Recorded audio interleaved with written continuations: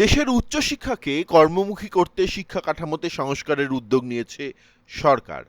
শিক্ষা মন্ত্রণালয়ের নতুন খসড়া মডেল অনুযায়ী বাংলা, ইতিহাস, দর্শন সহ প্রায় 6 বিষয়ের অনার্স কোর্স বাতিল হচ্ছে।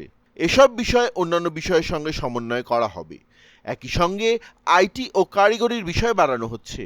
শিক্ষার সঙ্গে কর্মসংস্থানের সংযোগ বাড়াতে পাঠ্যক্রমে যুক্ত হচ্ছে কৃত্রিম বুদ্ধিমত্তা বা এআই, সাইবার সিকিউরিটি, আউটসোর্সিং ও অন্যান্য প্রযুক্তি নির্ভর দক্ষতা ভিত্তিক বিষয়। এছাড়া কলেজ পর্যায়েই চালু হচ্ছে ফ্রিল্যান্সিং প্রশিক্ষণ, প্রতিষ্ঠা করা হচ্ছে ক্যারিয়ার সেন্টার এবং সেখানে হবে 7টি বিদেশি ভাষা। সম্প্রতি প্রধানমন্ত্রী তারেক রহমানের সঙ্গে বৈঠক করেছেন শিক্ষামন্ত্রী আ.ন.ম এহসানুল হক মিলন।